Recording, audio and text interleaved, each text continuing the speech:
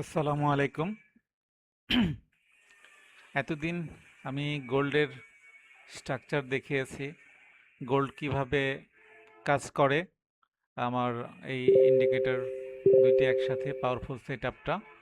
তো সেখানে আজকে আমি বিটিসি দেখাবো, জাস্ট এক ঝলক। ছোট্ট একটা ভিডিও করব, আপনারা একটু খেয়াল করে দেখবেন যে বিটিসি আমাদেরকে কি ডাইরেকশন দিচ্ছে। আপনারা একটু দেখেন, লাস্ট এটা আমি 4 আওয়ারের চার্টে আছি। এখানে 4 আওয়ারের চার্টে আমরা যদি উইকলি চার্ট থেকে দেখি, উইকলি চার্ট থেকে যদি আমরা দেখি তাহলে আমরা দেখতে পাবো যে বিটিসি লাস্ট 2023 সালে আমাদেরকে একটা বাই সিগন্যাল দিয়েছিল এবং সেখান থেকে মার্কেট টোটালি বাইয়ের দিকে গিয়েছে। জিরো লাইন টাচ পর্যন্ত করেনি, সবসময় জিরো লাইনের উপরে ছিল, মানে প্লাস ফ্রিকোয়েন্সি পজিটিভ ফ্রিকোয়েন্সিতে ছিল। কিন্তু হঠাৎ করে বিটিসি একটা ক্যান্ডেল দিয়ে পজিটিভ ফ্রিকোয়েন্সি থেকে নেগেটিভ ফ্রিকোয়েন্সিতে চলে আসছে। চলে আসার ফলে কি হলো, বিটিসির একটা বড় ধরনের পতন এখানে আমরা দেখতে পাচ্ছি। এখন পর্যন্ত সে নেগেটিভ ফ্রিকোয়েন্সিতে আছে। আপার টাইম ফ্রেমে নেগেটিভ ফ্রিকোয়েন্সিতে থাকা মানে হচ্ছে লোয়ার টাইম ফ্রেমেও সে ডাউন লাইনে যাবে, এটাই স্বাভাবিক। আমরা যদি ডেইলি দেখি, ডেইলি আমরা দেখতে পাবো এখানে যেহেতু আপার টাইম ফ্রেমে কয়েক সপ্তাহ ধরে নেগেটিভ ফ্রিকোয়েন্সিতে ছিল, আমরা সেলগুলো খুঁজবো। আমরা সেলগুলো যদি দেখি, প্রত্যেকটা সেল এখানে কার্যকর, প্রত্যেকটা সেলের সিগন্যালগুলো এখানে কার্যকর। আপনারা দেখতে পাচ্ছেন প্রত্যেকটা সেলের সিগন্যাল এখানে কার্যকর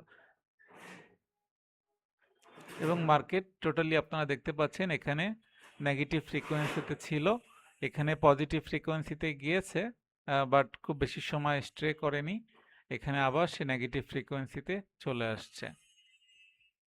আমরা যদি 4 আওয়ার দেখি, আপনারা দেখতে পাবেন যে এখানে 4 আওয়ার এই যে নেগেটিভ ফ্রিকোয়েন্সিতে ঢুকে গেছে এই ক্যান্ডেলস্টিক্স দিয়ে।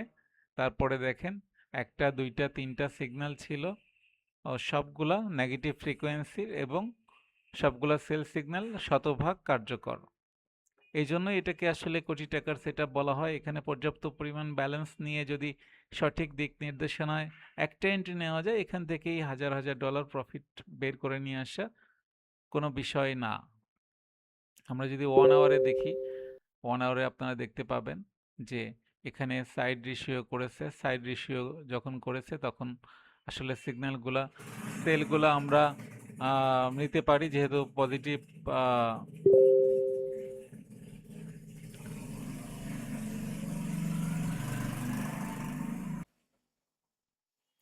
যেহেতু নেগেটিভ ফ্রিকোয়েন্সির মার্কেটগুলো ছিল, আমরা যদি সেলগুলা খেয়াল করে দেখি, আপনারা দেখতে পাবেন যে এখানে একটা ভালো একটা সেল সিগন্যাল ছিল, এখানে নেগেটিভ ফ্রিকোয়েন্সিতে ঢোকা মাত্র একটা সেল সিগন্যাল চলে আসছে এবং এই সেল সিগন্যালগুলোর কন্টিনিউশনটা আপনি দেখেন, এখানে সাইড রেশিও করেছে।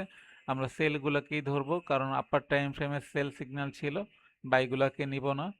এখানে আপারটা এখানে একটা পাওয়ারফুল একটা সিগন্যাল ছিল, সেটা টিপি 5 হিট করে আরও অনেক নিচে গিয়েছে। সব মিলিয়ে এখন পর্যন্ত নেগেটিভ ফ্রিকোয়েন্সিতে মার্কেট আছে আপার টাইম ফ্রেমে, ডেইলি 1 এবং উইকলি চার্টে। সেই হিসাবে আমরা ধরে নিতে পারি অবশ্যই এটা নেগেটিভ ফ্রিকোয়েন্সিতে আরও বেশ অনেক দিন থাকবে এবং আমরা ধারণা করছি মার্কেট অনেক নিচে আসার সম্ভাবনা আছে। এই লেভেলে তো চলেই আসছে, এই লেভেলে আমি ধারণা করছি মার্কেট এই লেভেলে চলে আসবে, 28,000 বা 29,000 বা এই 40,000 35,000 এই লেভেলে মার্কেট চলে আসবে, এটা আমি ধারণা করছি। দেখা যাক ভবিষ্যতে কি হয়। তবে যেটাই হোক আমার ইন্ডিকেটর সঠিক ডাইরেকশন দিয়ে দেবে যে কখন কোন ডাইরেকশনে আছে, এটাই সত্য।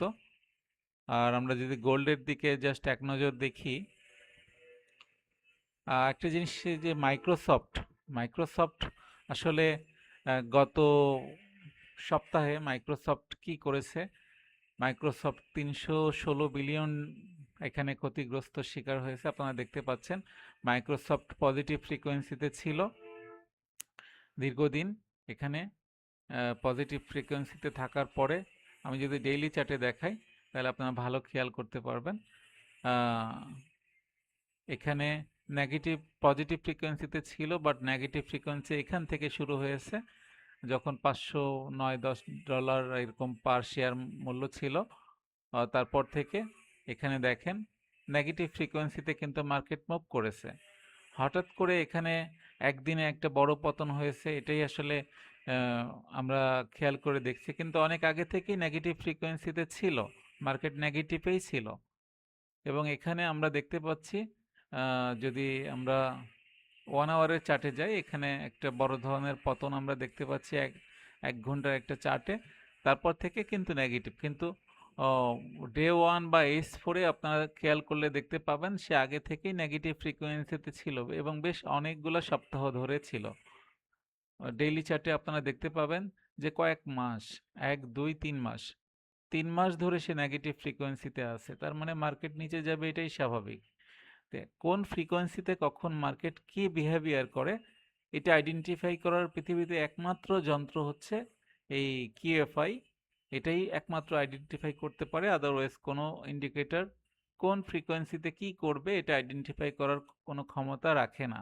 এই জন্যই এটাকে কোটি টাকার সেটআপ বলা হয় এবং এটা পৃথিবীর একমাত্র ইন্ডিকেটর যেটা এমন নিখুঁত ডাইরেকশন দিতে পারে যে কোন ফ্রিকোয়েন্সিতে মার্কেট আছে, এখন কি করতে চায় সে, কোন এন্ট্রিগুলো আমার সেফ হবে, কোন এন্ট্রিগুলো আমি সেফলি নিতে পারবো। আমার যদি নেগেটিভ ফ্রিকোয়েন্সিতে থাকে অবশ্যই আমার সেল সিগন্যালগুলো আমার সঠিকভাবে কাজ করবে, আর বাই সিগন্যালগুলোকে আমাকে অ্যাভয়েড করতে হবে। যদি আমার পজিটিভ ফ্রিকোয়েন্সিতে থাকে অবশ্যই বাই সিগন্যালগুলোকে আমাকে অ্যাক্টিভ সিগন্যাল হিসেবে ধরে নিতে হবে, সেল সিগন্যাল হিসাবে ওটাকে ফলস হিসেবে ধরে নিতে হবে। এটাই হচ্ছে সত্য। আপনারা দেখেন যে এখানে negative frequency just zero line touch করে এমন নামা নেমেছে যে $500 শেয়ার মূল্য মাইক্রোসফট $400 নিচে নিয়ে আসছে, পার শেয়ারে $100 নেই। এটা একটা বিশাল, মাইক্রোসফটের জন্য একটা বিশাল পতন।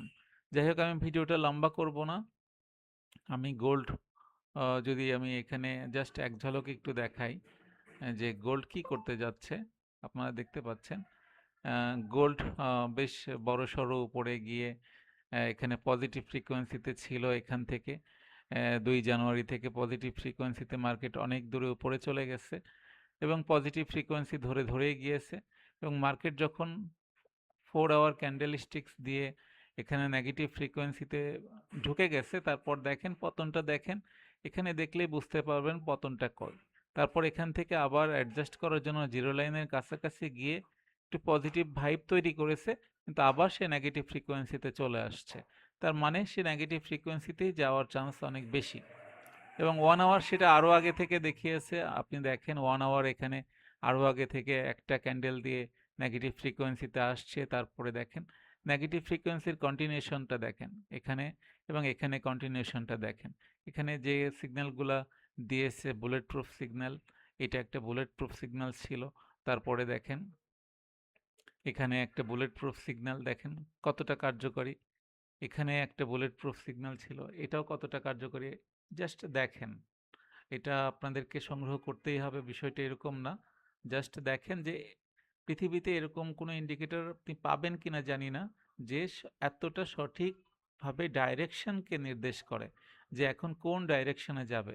নিশ্চিন্তে ওই ডাইরেকশনের সিগন্যালগুলোকে ফলো করলে আপনি সফল হবেন, এতে কোনো সন্দেহ নাই। যাই হোক, ধন্যবাদ আপনাদেরকে। আসসালামু আলাইকুম।